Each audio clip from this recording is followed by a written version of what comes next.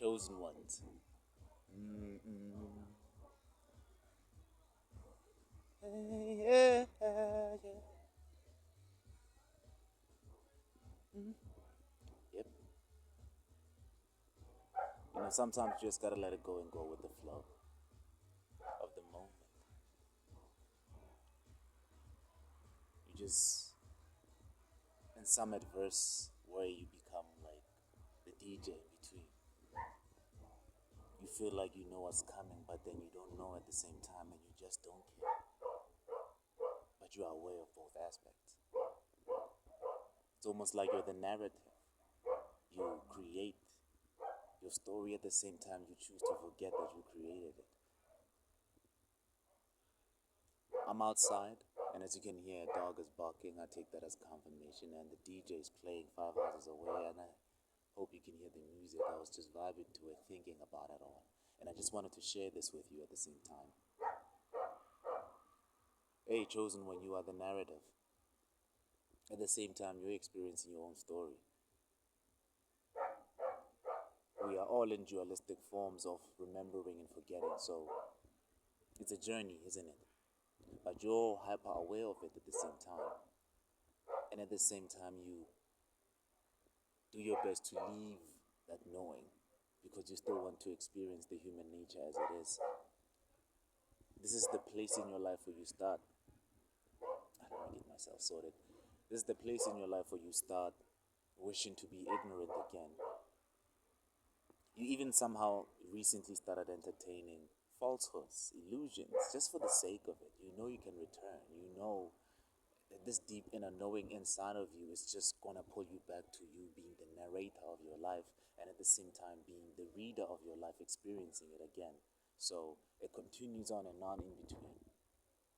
But you are the author among authors because your journey is created by you. You, in a way, signed the contract, in a way, agreed to be here to experience this place, this human nature of things. It's an amazing journey, to be honest. I'm not even sure if you know what's coming or you just prefer not to know. And as the music is playing in the background, it's, if you can hear it, it's also saying relax. Don't overthink it. That's what I sense from it. Just let it go because that's the vibe. That's the moment you created. That's the moment you're deciding to forget for this moment.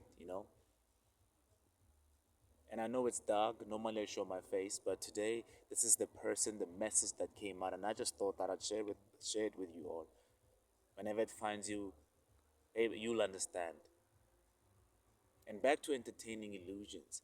Have you noticed recently, like people have been willing to show you their true nature now? They're no longer hiding it. They don't have the audacity to portray themselves that way.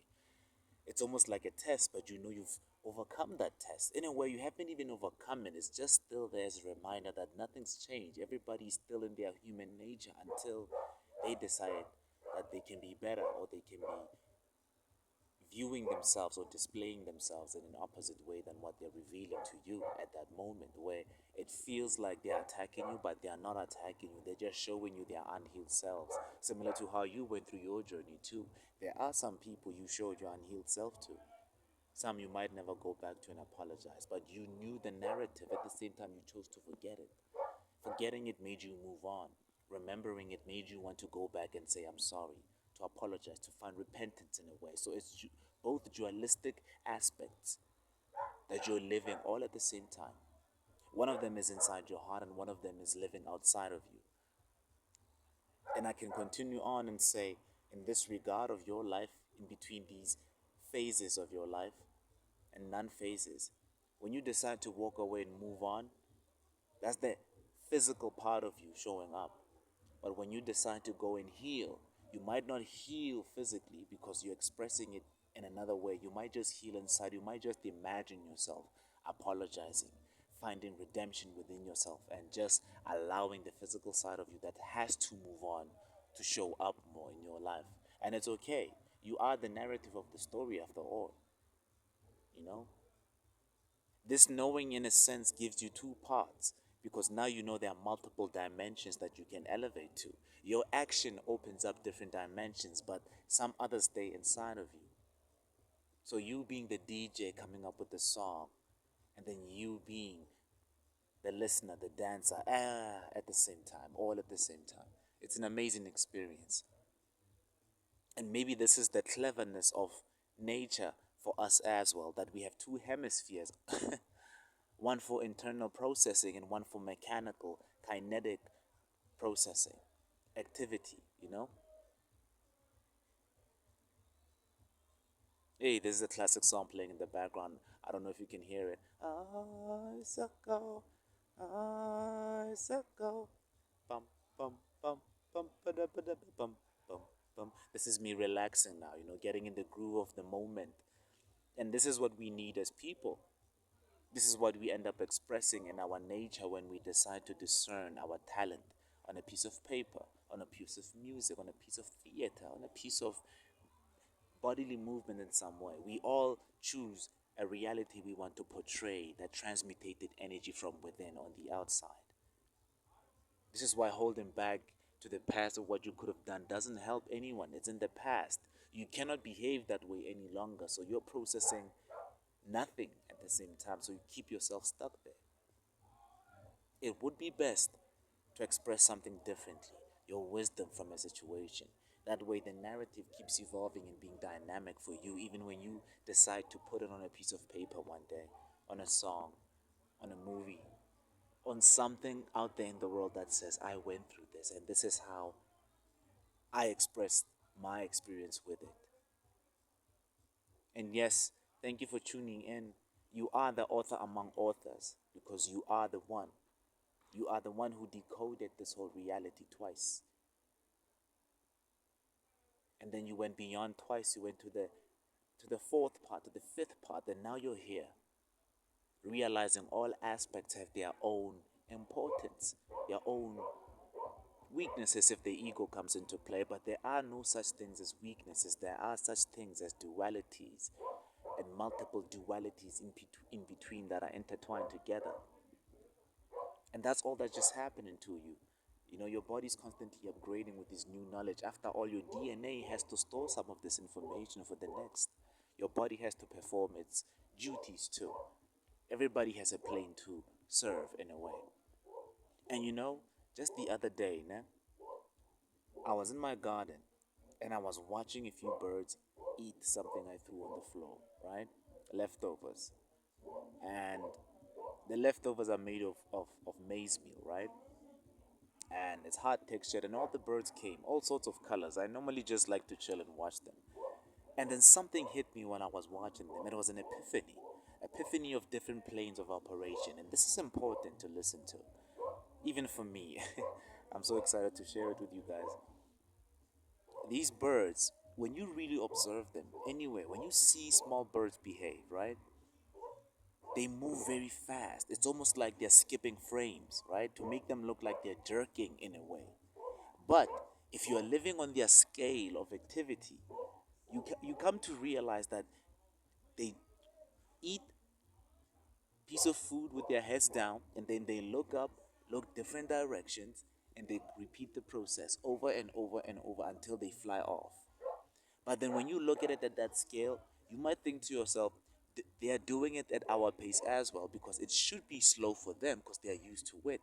But because we have a higher perception with our optical view, they look like they are very fast when they're eating and fighting and flying, which is not the case. That's actually slow for their plane of existence.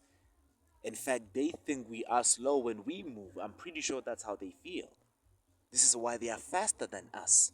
They see us coming before we do. Their plane of existence allows them to see us very slowly.